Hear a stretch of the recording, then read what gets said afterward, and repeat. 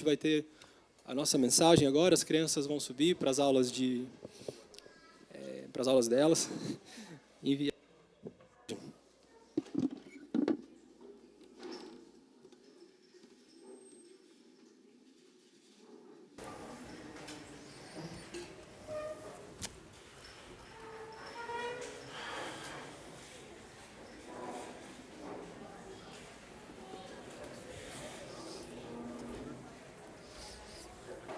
Eu posso beber para você, não tem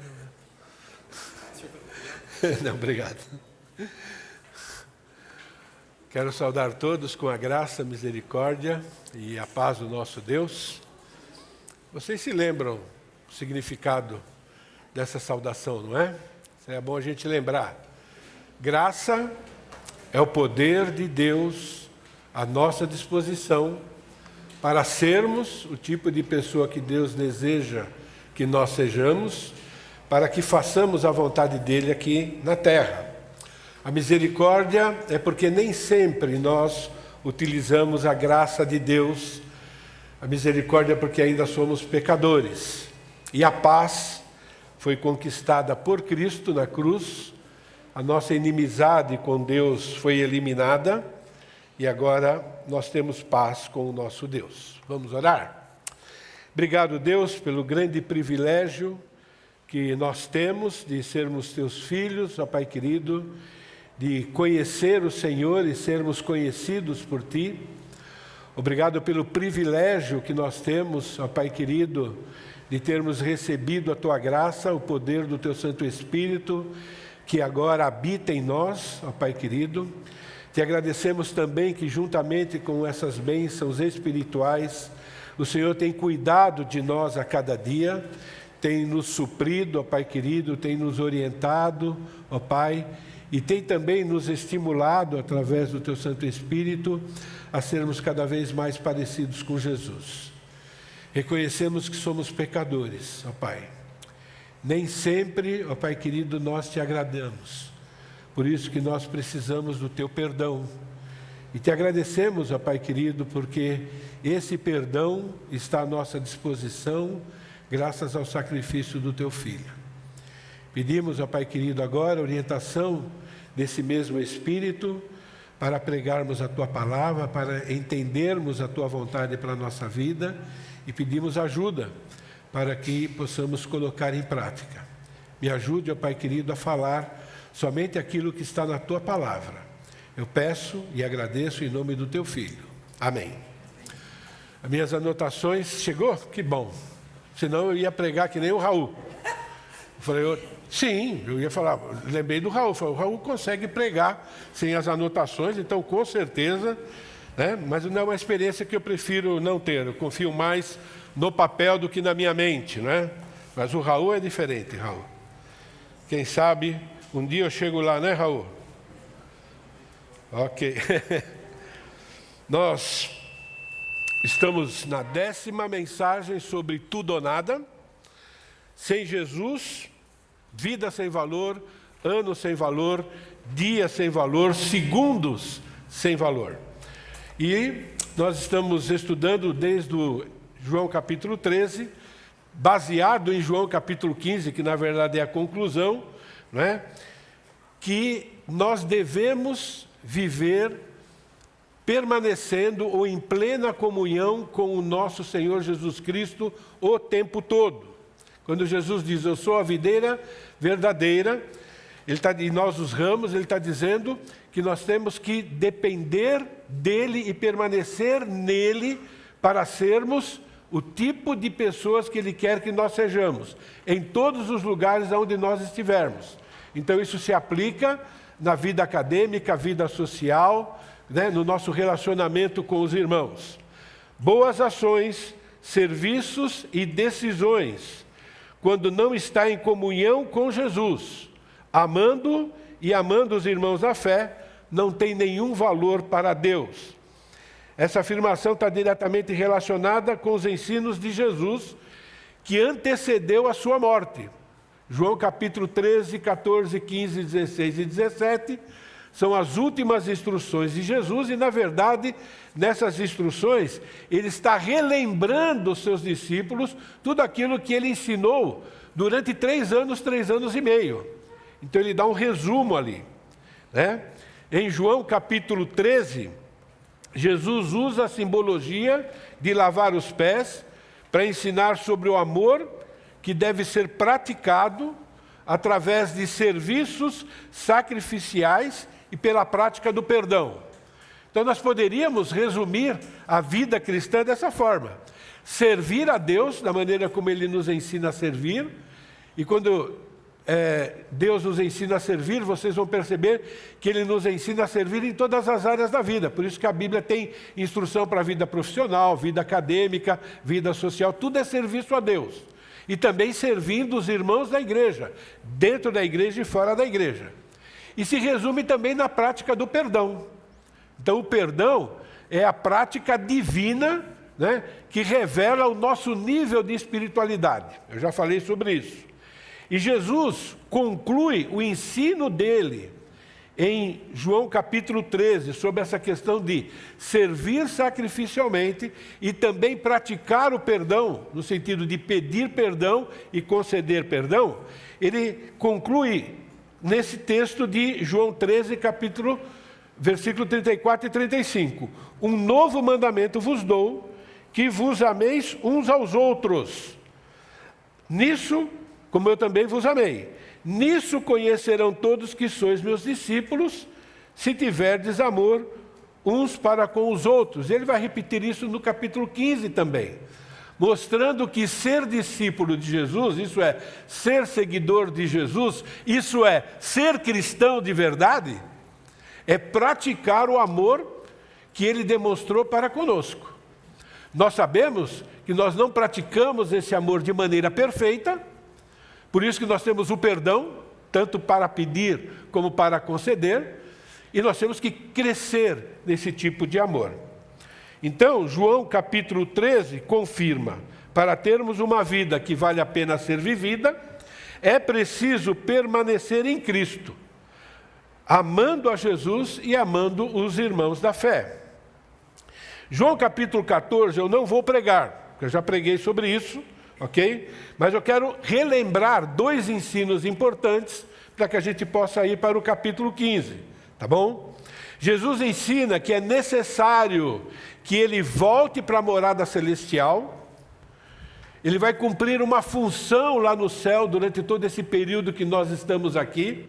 Ele está advogando a nossa causa, mas ele resume que Ele voltou para a morada celestial para preparar um lugar para nós, nos lembrando da questão escatológica, né? Jesus vai voltar para nos levar para Ele. E enquanto isso não acontece, Ele está nos assistindo lá e preparando um lugar para nós. Não se turbe o vosso coração, credes em Deus, crede também em mim. Na casa de meu Pai há muitas moradas, se assim não fora, eu vou-lo teria dito, pois vou preparar-vos lugar, e quando eu for e vos preparar lugar, voltarei e vos receberei para mim mesmo, para que onde eu estou estejais vós também.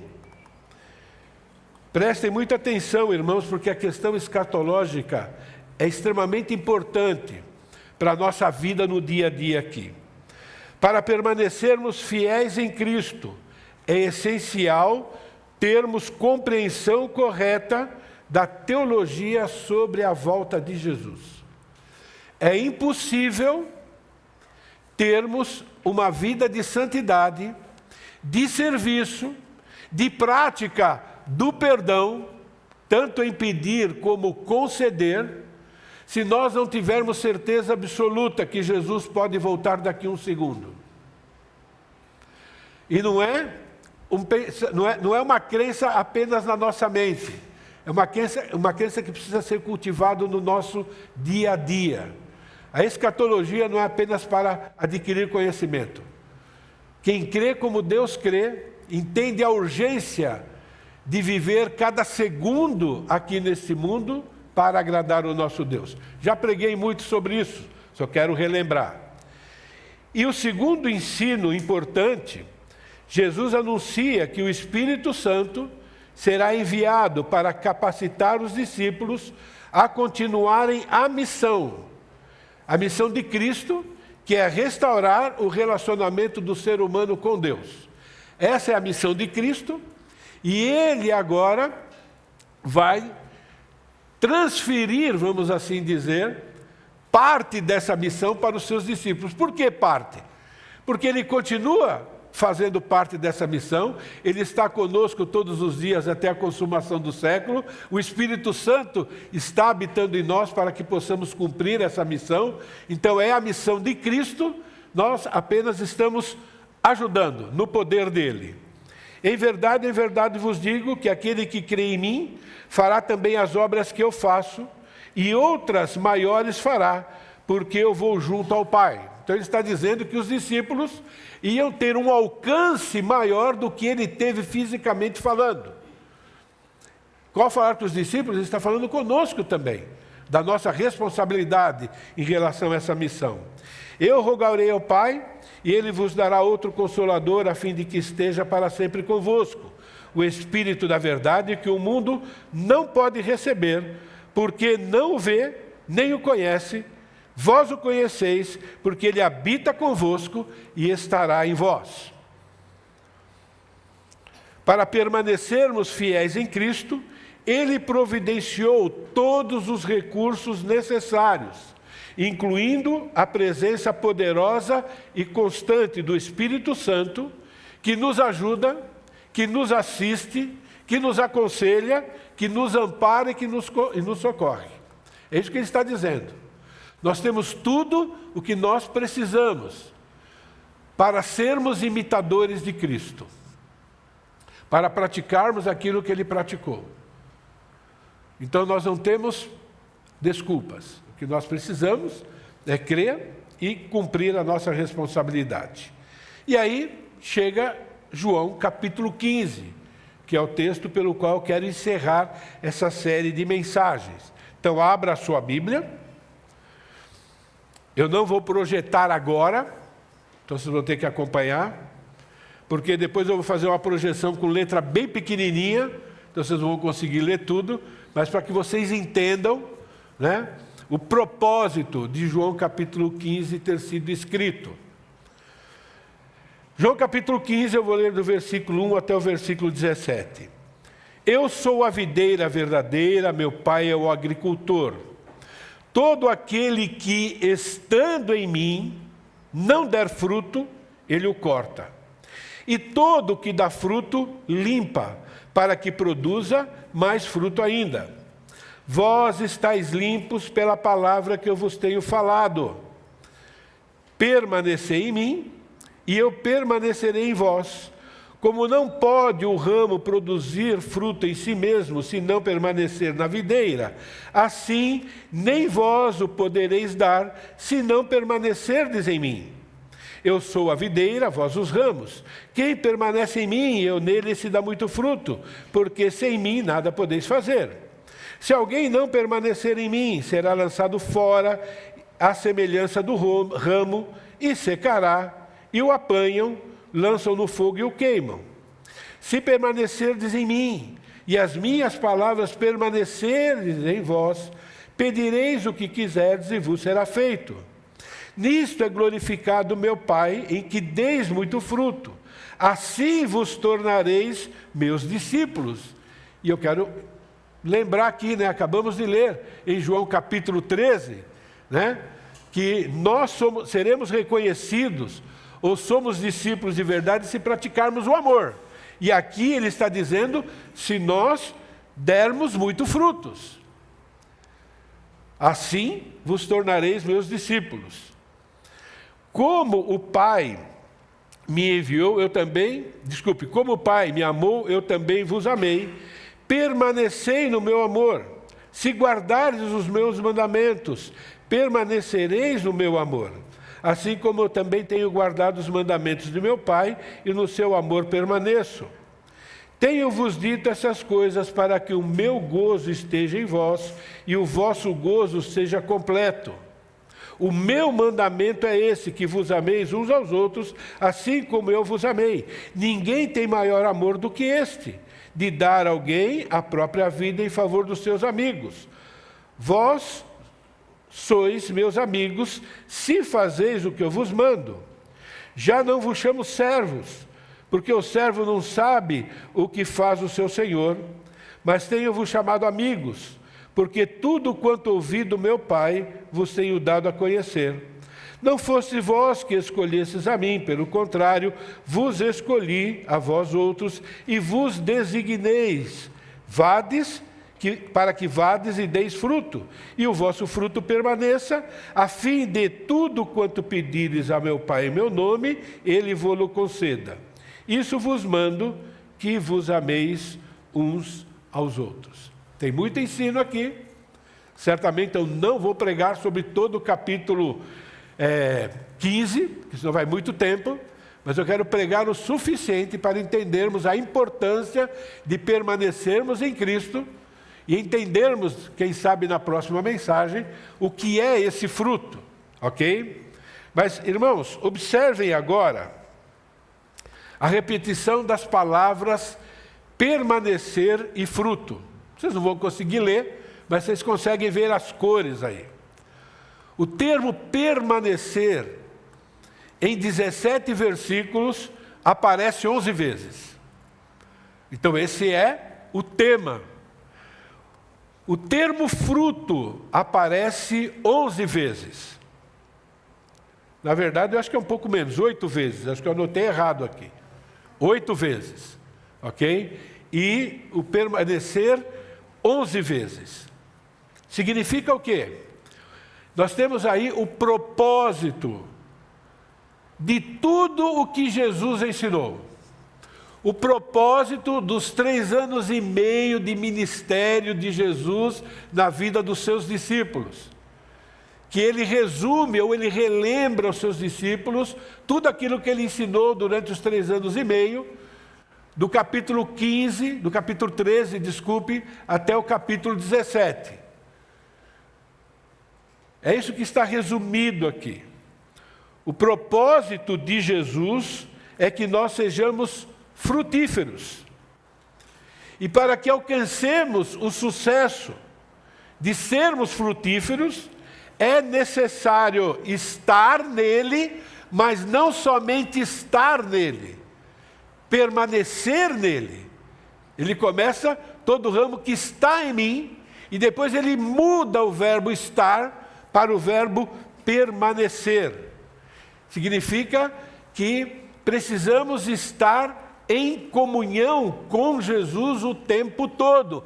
E é por isso que ele ensinou sobre o perdão, porque é a única forma de estarmos sempre em plena comunhão com o nosso Deus. Ele escreveu isso para que nós entendamos que cristianismo não é religião e não é religiosidade, é relacionamento íntimo com Cristo. E nós não podemos perder esse relacionamento por um segundo sequer. Por isso que nós temos a questão ou o ensino sobre o perdão. Eu sou a videira verdadeira, meu pai é o agricultor, todo ramo que estando em mim, ele começa assim, precisa estar nele para depois permanecer. Não der fruto, ele o corta, e todo que dá fruto limpa para que produza mais fruto ainda. Então nós temos aqui uma metáfora da videira e dos ramos. Algo comum na cultura judaica, não é? Quem conhece um pouco, né, dessa área de plantio e tudo mais, sabe que as frutas que nós comemos hoje tem muito a ver com enxerto. Eles procuram melhorar a qualidade da fruta porque eles vão enxertando, né? E esse é o conceito aqui, né, de que nós antes não éramos e não tínhamos relacionamento com o nosso Deus, mas fomos enxertados, ligados, né, ao tronco principal, que é Jesus. E mostra que Deus Pai é aquele que vai cuidar da videira. Ele tem esse papel, né, de cuidar. E a gente vai entender um pouco mais sobre essa figura de linguagem. Jesus usa a metáfora da videira para ensinar sobre quem ele é. Aí você vai dizer, mas eu já sei quem Jesus é. Os discípulos também sabiam. Andaram com ele, 3 anos e meio, dia e noite, e Jesus falou, é importante que vocês relembrem isso. Então é importante que nós também relembremos. Né? Esse capítulo, irmãos, é a última vez que Jesus usa o termo, nesse capítulo, algumas vezes, eu sou. Depois em João ele não usa mais, no Evangelho de João. Né? Essa expressão eu sou, né? Lembrando quem ele é, e quando a gente fala de quem ele é, significa tudo aquilo que ele é e tudo aquilo que ele fez. Os discípulos precisam relembrar diariamente quem é Jesus e o que é que ele fez em nosso favor. Ele afirma que é a verdadeira videira. E por que será que ele inclui o termo verdadeiro aqui? Eu não conheço videira falsa. Eu tenho videira na minha casa, tá bom? Nunca ouvi falar de videira falsa. Aí eu fico pensando, né? Será que existe videira falsa? Então a gente precisa entender o motivo pelo qual Jesus inclui esse termo verdadeira. A que ele está se referindo? Então nós temos que entender o contexto histórico. A figura da videira ou da vinha é muito usada no Antigo Testamento para se referir a Israel. Israel é chamado várias vezes por Deus de videira. Israel é aquela videira plantada, né, para ser excelente, a palavra de Deus diz. Mas o que aconteceu é que ela se tornou uma videira brava. Então Jesus aqui está usando essa figura para lembrar para os discípulos a história de Israel, porque eles eram israelitas. É por isso que ele está usando aqui essa questão de videira verdadeira. Jeremias capítulo 2, versículo 21, Deus, usando Jeremias para ilustrar como é que ele lidou com Israel, diz assim, eu mesmo te plantei. Isso é, Deus está dizendo para o povo, eu, Deus, que formei você como nação, eu plantei como vide excelente, da semente mais pura, como, pois, te tornaste para mim uma planta degenerada e uma vide brava? Deus aqui está fazendo uma acusação severa contra a nação de Israel, por não terem, não estarem cumprindo o plano que Deus tem para Israel, na qual Israel fracassou. A palavra vide excelente significa que Israel foi selecionada de maneira cuidadosa. Não foi um plano à toa que Deus fez. Foi um plano bem planejado, bem trabalhado, com o plano de que aquela nação fosse uma nação excelente, uma nação selecionada, distinta de todas as demais nações. Por isso que Deus deu para Israel a lei, né? Uma constituição perfeita, que se eles seguissem, eles iam revelar tanto a santidade de Deus, como fonte de bênçãos de Deus. Imagine uma nação recebendo todas as bênçãos de Deus no meio de nações ímpias, desculpe. Eu te plantei para isso, de semente mais pura. Isso é algo confiável. Está se referindo à lei do Senhor. A lei do Senhor, ela é pura. Quem segue tem qualidade de vida e mostra para as pessoas de maneira clara o que é certo, o que é errado. Israel foi formada por Deus para ser uma nação constituída de pessoas de excelência moral, para ser exemplo para todas as outras nações. Essa excelência surge quando se segue a doutrina do nosso Deus. E é por isso que nós temos a palavra de Deus, porque agora nós estamos, cuidado, no lugar de Israel temporariamente. Deus formou Israel para que, através do relacionamento entre eles, Israel e a nação seguindo a sua doutrina, a sua excelência, recebesse bênçãos de Deus.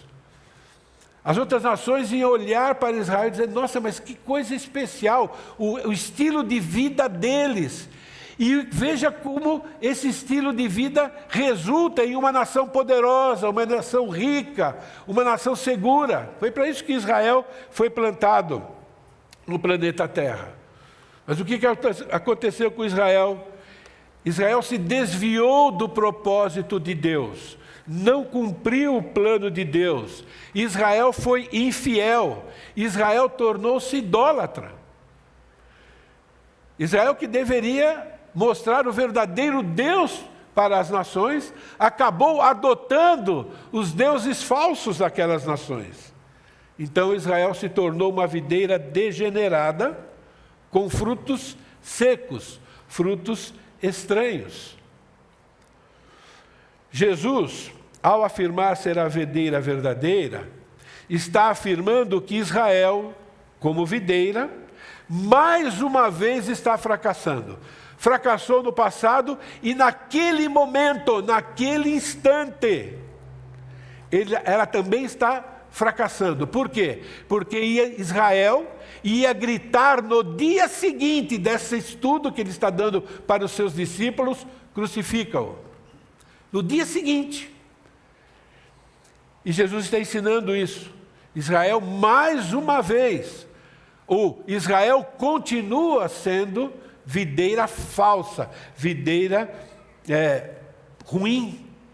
Por isso, logo no primeiro capítulo lá de João, nós temos a informação, veio para o que era seus, mas os seus não o receberam. Como resultado de ter se tornado uma videira falsa, não verdadeira, uma videira degenerada, Israel se tornou uma videira consumida pelo fogo. Ezequiel capítulo 19, versículo 13 e 14, diz assim: agora está plantada no deserto, numa terra seca e sedenta. Até hoje. Israel está numa terra, só tem conflito. Né? Fogo para todo lado. Continua do mesmo jeito, porque está debaixo da maldição. Né? Dos galhos dos seus ramos saiu fogo que consumiu o seu fruto, de maneira que não há nela galho forte que sirva de cetro para dominar. Essa é uma lamentação e ficará servindo de lamentação. E fogo, irmãos, simboliza julgamento, condenação. Israel continua debaixo dessa condenação. Quando Jesus estava entrando, né, naquela entrada triunfal em Jerusalém, ele falou: ah, Jerusalém, Jerusalém, que mata os profetas. E nós sabemos a maldição sobre Jerusalém, diz que ia ficar pedra sobre pedra. Jesus, ao declarar eu sou a videira verdadeira, está afirmando que não é Israel o instrumento para conduzir as nações a Deus, mas é Ele mesmo. Israel fracassou, mas Jesus veio por causa do fracasso que aconteceu anteriormente. Sempre foi Jesus. Os israelitas pensavam que eles seriam, né, aquele que ia conduzir, o exemplo de tudo. Eles acreditavam que só pelo fato de serem israelitas, só pelo fato de serem filhos de Abraão, já estava tudo certo. Né? Já eram salvos, já era uma nação poderosa. E Jesus está dizendo, não é isso não, meu irmão. Eu é que sou a videira verdadeira. Salmo 46, 10. Aqueitai-vos e sabei que eu sou Deus, sou exaltado entre as nações, sou exaltado na terra. Uma profecia. Ezequiel 36, 23. Vindicarei a santidade do meu grande nome, que foi profanado entre as nações. Foi profanado por causa de quem? Por causa de Israel. O qual profanastes no meio delas, as nações saberão que eu sou o Senhor, diz o Senhor Deus, quando eu vindicar a minha santidade perante elas. Isso vai acontecer. E por isso que no capítulo 14, Jesus fala sobre a volta dele. Conclusão. Jesus declarou ser a videira verdadeira para afirmar que ele, Jesus, cumprirá o plano divino.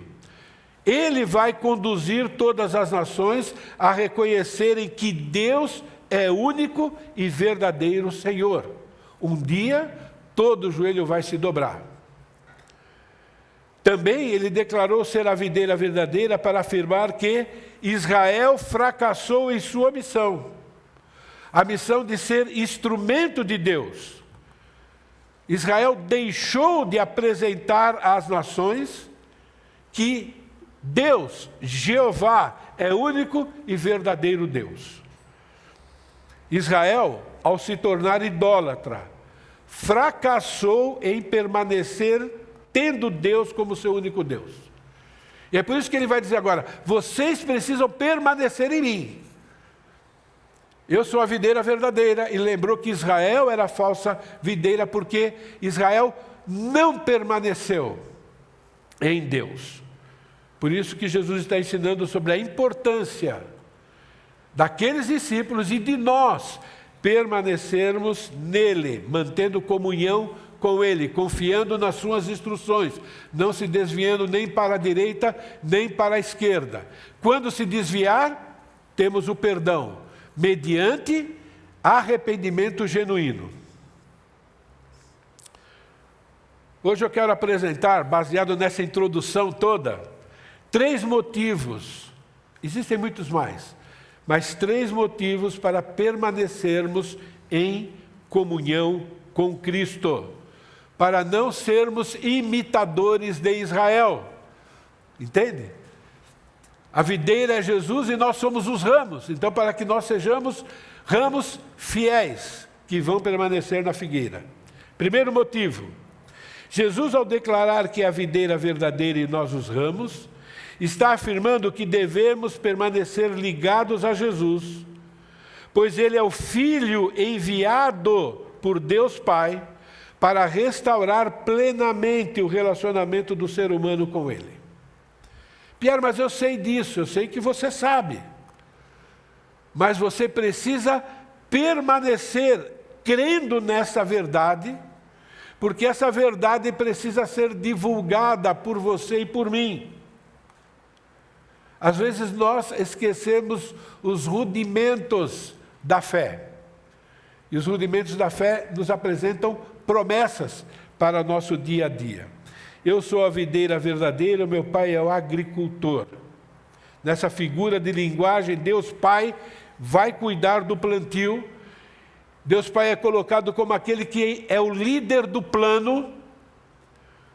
Está dizendo que, mostrando o papel da Trindade, nessa questão de restaurar o relacionamento do ser humano com Deus.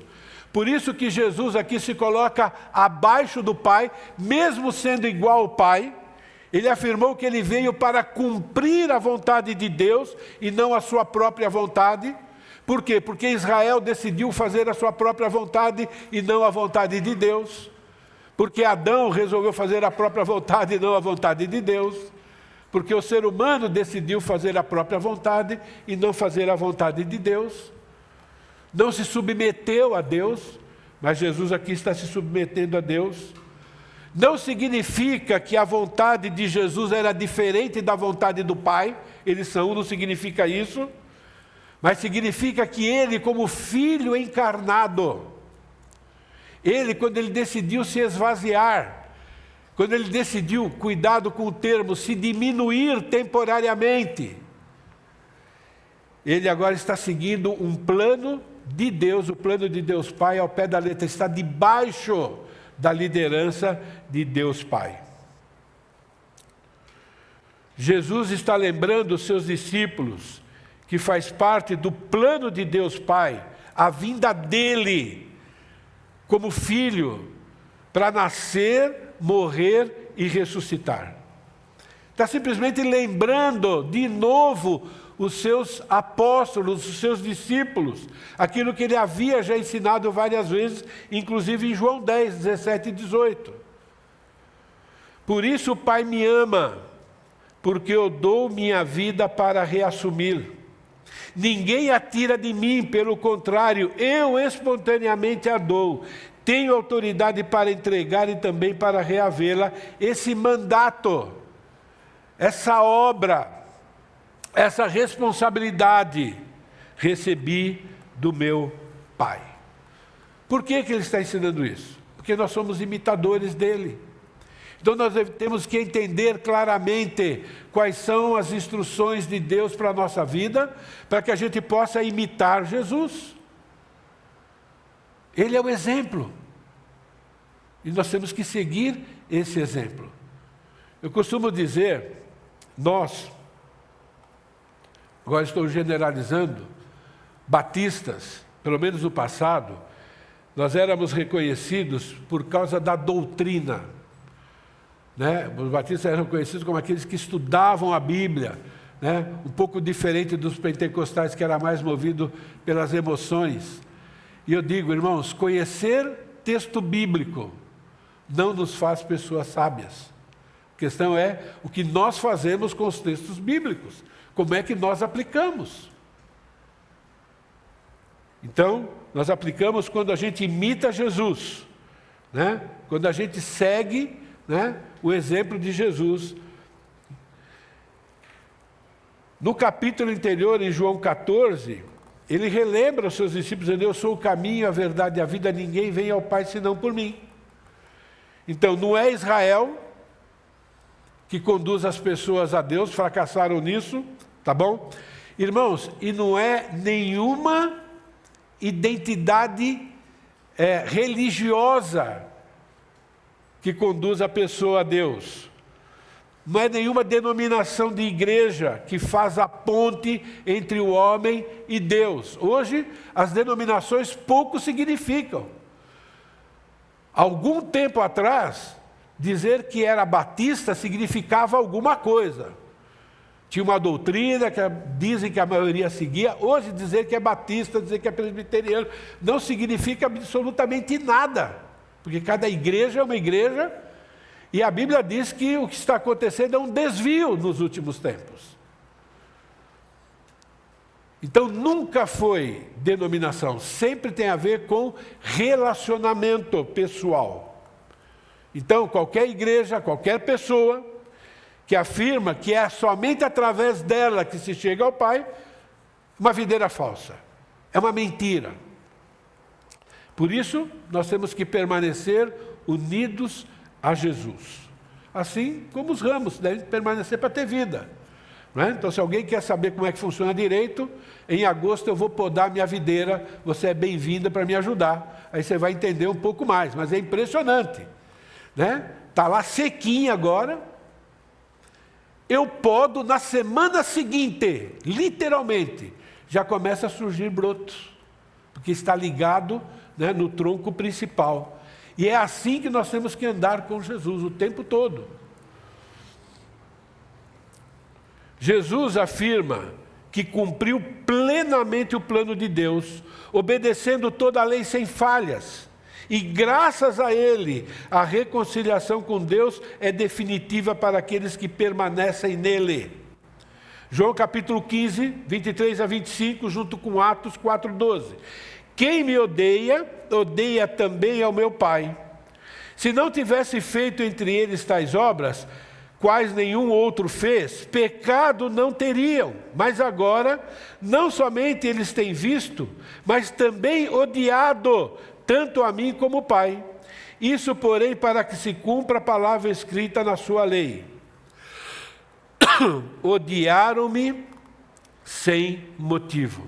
Sabe por que ele termina a afirmação dessa forma? Odiaram-me sem motivo.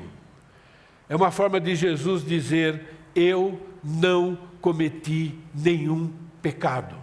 Eles não podem me acusar de absolutamente nada. E mesmo sabendo, mesmo tendo provas de que eu não pequei, eles ainda me odeiam.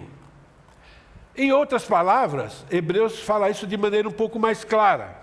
Porque não temos sumo sacerdote que não possa compadecer-se da nossa fraqueza, antes ele foi tentado em todas as coisas à nossa semelhança, mas sem pecado. Foi odiado sem motivo. Essas verdades precisam estar na nossa mente para que possamos permanecer nele. A história das religiões, presta atenção no que eu estou dizendo, a história das religiões fiéis é a mesma, que se repete na vida de indivíduos. Começa-se bem no relacionamento com Deus e termina-se mal. Quantas pessoas a gente conhece que começaram a vida cristã de maneira fervorosa e se desviaram no meio do caminho? Por quê? Essas verdades teológicas se tornaram apenas conhecimento, não foi vivido a cada dia, não era relembrado a cada dia para que possa ser praticado. Então nós temos que ter essas verdades na nossa mente. Não há salvação em nenhum outro, porque debaixo do céu não existe nenhum outro nome dado entre os homens pelo qual importa que sejamos salvos. Por que que hoje, cuidado com o que eu estou dizendo, tá bom? Não se faz tanta questão na crença em verdades teológicas. Por que que hoje, né, religiões com pensamentos teológicos diferentes, ok, não se importam com essas diferenças? É uma pergunta, por quê? Então vai se perdendo, né, que existe só uma verdade, crer de maneira diferente vai trazer algum tipo de prejuízo, eu preciso preservar a sã doutrina, e quando nós fazemos isso, algumas vezes vamos ser criticados por sermos pessoas radicais.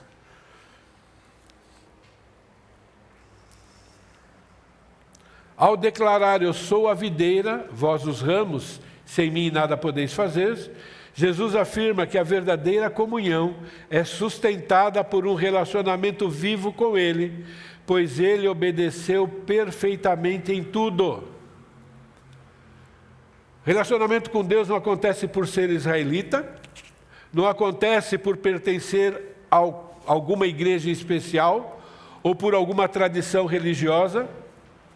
O que garante a continuidade do nosso relacionamento com Deus é acreditar que Jesus realizou de forma completa o nosso relacionamento com Deus. E por isso eu vou imitá-lo. Vou permanecer nele, vou entender cada vez mais e melhor o que Ele fez em meu favor, como Ele quer que eu viva, e vou me esforçar para viver da mesma forma. Isso é cristianismo. Jesus, ao declarar, eu sou a videira, vós os ramos, está afirmando que fomos reconciliados para sermos produtivos, vivendo uma vida de verdadeiro valor. E que vida é essa? A vida que cumpre o plano de Jesus para que nós possamos executar. Está relembrando os seus apóstolos, olha, eu vou embora, e vocês ficaram aqui, vocês foram treinados para continuar essa obra e vocês não estão sozinhos.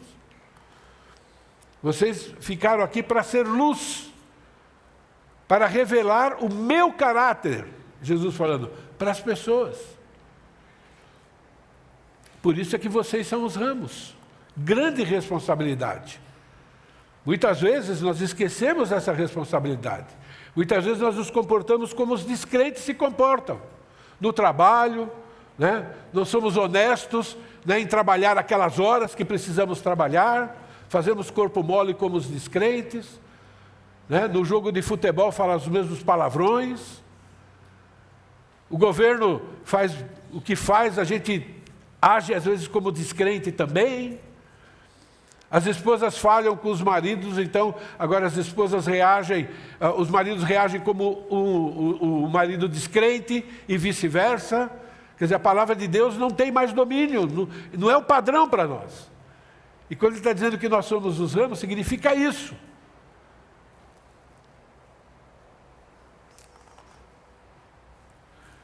Segundo motivo para permanecermos em Cristo. Jesus, ao declarar que a videira é verdadeira e nós os ramos, está afirmando que devemos permanecer ligados a Jesus, pois somente nele encontramos perdão para os pecados que cometemos. Pierre, mas você falou isso 2 semanas atrás, por 2 semanas seguintes. Ah, que culpa que eu tenho? Jesus falou algumas horas. Jesus estava lá no capítulo 13, celebrando a ceia lá, a última ceia, usou a ilustração, né, de lavar os pés. Algum momento depois, ele saiu da ceia, estavam caminhando para o jardim e Jesus repete o mesmo ensino. Por que será? Entende? Então, gente, eu estou mais bonzinho que Jesus. Jesus repetiu 1 hora depois, eu devo estar demorando 1 semana. Mas entende isso? Olha que coisa interessante aqui, né? Todo ramo que estando em mim não der fruto, ele o corta, e todo que dá fruto, ele limpa para que produza mais fruto ainda. E depois ele diz, vocês estão limpos pela palavra. E agora ele diz vocês, e não tem mais observação, porque Judas não está mais aqui. Judas foi se encontrar nesse período lá com o pessoal para trair Jesus. A metáfora aqui, ó, ramo limpo, tá bom? É o mesmo ensino no lava-pés lá. A importância de confessar com sinceridade os seus pecados, buscar o perdão de Deus e também perdoar aqueles que falham contra nós. É o mesmo ensino, igualzinho. Entende a importância? Né? Se Jesus repete, é porque isso era importante, porque ele sabe que é fácil desobedecermos esse tipo de instrução. É fácil nós arrumarmos uma lógica humana para fazer um pouquinho só diferente do que Deus nos instrui. Irmãos, é muito importante que a gente entenda que quando Jesus citou Judas, lá em João capítulo 13, ele está dizendo, olha, Judas representa o quê? Ele representa uma pessoa religiosa. Judas, ele até seguiu algumas instruções de Jesus. Judas saiu com os outros de 2 em 2 para evangelizar, como os outros. Mas Judas não confiava em Jesus como deveria confiar. Judas não confiava em Jesus como único e suficiente Salvador, como Messias que precisava primeiro morrer para pagar o preço dos nossos pecados. Judas queria um Messias que resolvesse o problema dele naquele momento, que viesse para reinar e tirasse a nação do jugo romano. Como muitas pessoas querem Jesus exclusivamente para resolver os problemas aqui desse mundo. Resolver problema financeiro, resolver problema de enfermidade, mas relacionamento com Ele. Servi-lo sacrificialmente, a maioria não quer. Quer um Jesus garçom, que viva de acordo com a vontade dele na hora que a pessoa pedir. Então, é muito importante isso.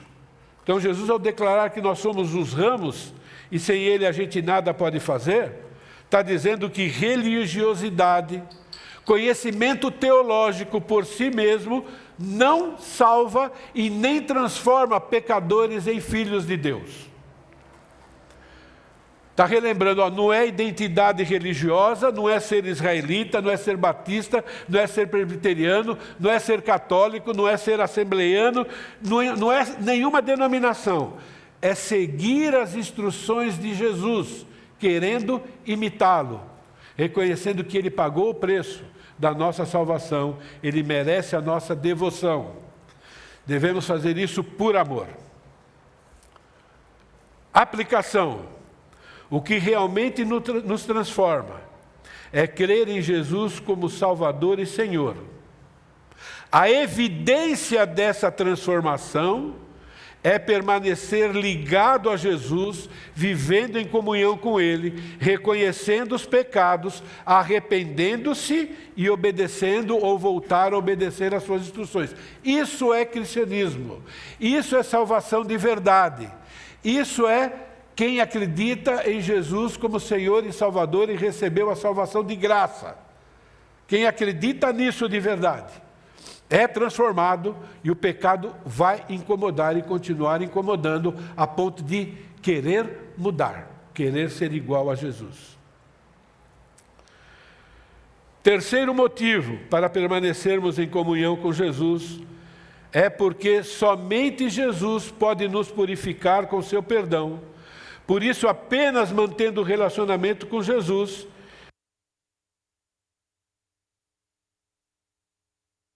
Deus como verdadeira adoração.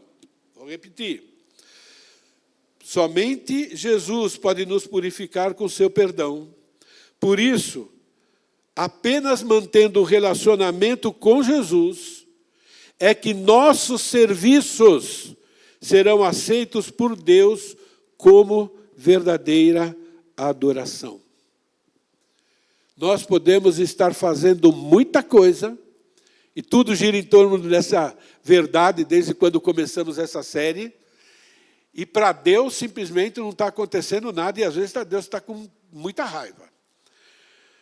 Na época de Isaías, o povo de Deus realizava serviços, realizava rituais. O povo de Deus cumpria os rituais de adoração, escritos na palavra, e fazia isso ao pé da letra. Mas Deus rejeitava, porque eles continuavam vivendo no pecado sem se arrepender. Isaías capítulo 1, versículos 12 a 16. Olha Deus falando. Quando vindes para comparecer perante mim, no nosso contexto, quando você chega para o culto, quem vos requereu o só pisardes em meus átrios? Quem é que ordenou vocês a vir aqui para o culto? A gente sabe que foi Deus. Mas olha a pergunta retórica.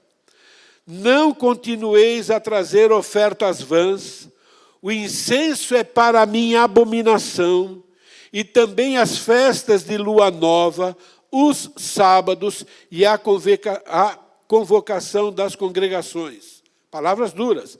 Não posso suportar iniquidade associada ao ajuntamento solene. Consegue entender isso?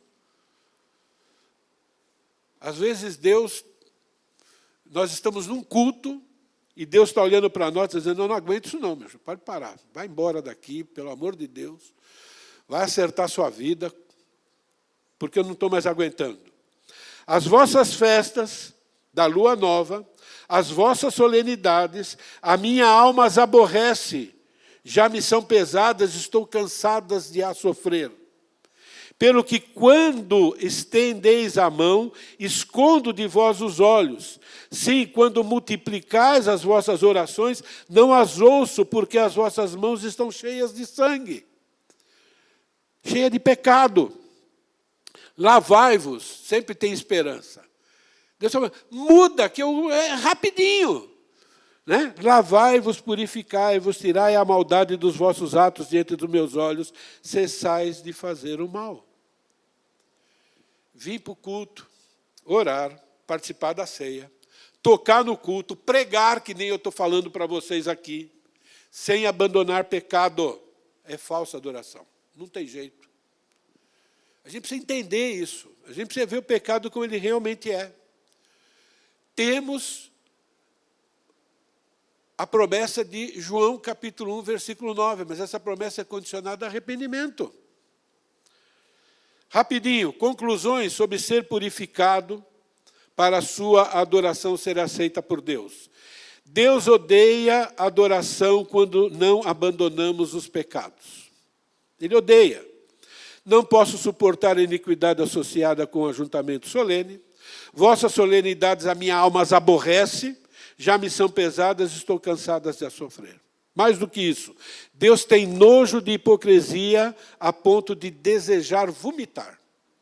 Uma igreja recebeu esse recado de Deus. Assim, porque és morno, nem és quente nem frio, estou a ponto de vomitar-te da minha boca. Por que está lá? É para nos ajudar, irmãos, a entender que Deus quer se relacionar conosco. Autenticidade. Por isso que nós temos tanta instrução sobre o que fazer e o que não fazer, e tanta esperança quando diz, é só se arrepender muda de atitude, toca o barco para frente.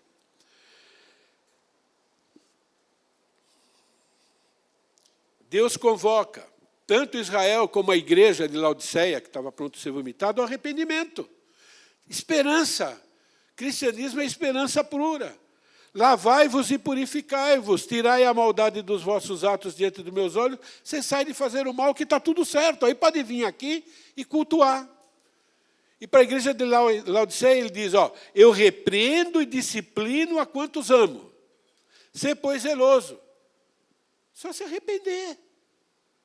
É só voltar para o caminho. É só lembrar quem é Jesus, o que ele fez em seu favor. Nós temos que cultivar o que Jesus fez em nosso favor. Não é uma teologia de beber na fé. É uma teologia que nós temos que cultivar o tempo todo. Cristo morreu no meu lugar. Ele pagou o preço dos nossos pecados.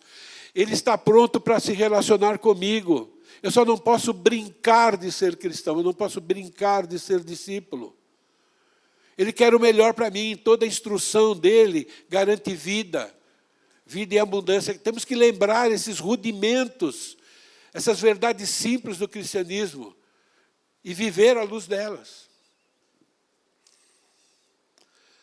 Aos discípulos, Jesus convoca o quê? Permanecerem nele, pois somente assim terão vida verdadeira e frutífera. Vós já estáis limpos pela palavra que eu vos tenho falado. Então, permaneçam em mim e eu vou permanecer em vocês, porque sem mim, não vai dar certo. Vocês não vão conseguir fazer nada. Aplicações. Os seus serviços e cultos de adoração a Deus só são aceitos quando estão acompanhados de um desejo sincero e de um esforço contínuo por viver em santidade. Essa santidade só é possível se você permanecer em Cristo, isso é, se você fizer tudo motivado pelo amor a Ele e o amor aos irmãos. Entende que as verdades são as mesmas? Segunda aplicação, somente aquilo que você realiza por amor a Cristo e aos irmãos, purificados pelo perdão e arrependimento, é agradável a Deus. Por isso, apenas dessa forma, seus serviços e cultos são aceitos como verdadeira adoração. Somente o perdão que Jesus oferece capacita você, a mim também, mas eu estou falando com você, capacita você a voltar a lutar contra a velha natureza e a servi-lo de forma sacrificial, com sua mente e corpo, com os seus dons e talentos, e também com seus recursos materiais e financeiros. Por causa do perdão é que nós podemos fazer essas coisas como adoração a Deus. Sem o perdão não tinha jeito. Conclusão geral. Como propósito do capítulo 15 é enfatizar que todo salvo deve estar ligado a Cristo e permanecer, permanecemos em Cristo quando nos mantemos totalmente dependentes dEle. Permanecemos em Cristo somente quando nos mantemos em comunhão viva com Ele. E só permanecemos em Cristo quando nos mantemos purificados pelo perdão dEle. Conclusão, a mesma. Boas ações, serviços, decisões sem permanecer em comunhão com Jesus, feitos sem amor a Ele e aos irmãos, não tem nenhum valor diante de Deus. O contrário tem muito valor diante de Deus. Amém? Obrigado, Deus, pela Tua palavra, que é poderosa. Obrigado, ó Pai querido, porque o Senhor nos ensina como nós devemos viver. E obrigado, ó Pai querido, que a Tua palavra também sempre traz muita, muita, muita esperança. É possível, ó Pai querido, vivermos em constante comunhão com o Senhor. Porque nós temos a Tua palavra, que é um poderoso recurso. Temos o Teu Santo Espírito, ó Pai querido, que habita em nós, que também é um poderoso recurso. E temos também a oração, no qual nós podemos nos chegar a Ti, buscar, ó Pai querido, sabedoria e buscar também o Teu perdão, para que possamos prosseguir na carreira cristã, permanecendo no Senhor, ó Pai querido, Te servindo e sendo úteis na vida uns dos outros. Te agradecemos por esse privilégio e pedimos que o Teu Santo Espírito, ó Pai querido, faça os ajustes necessários em cada um de nós. Agradecemos em nome do Teu Filho, o nosso Redentor. Amém.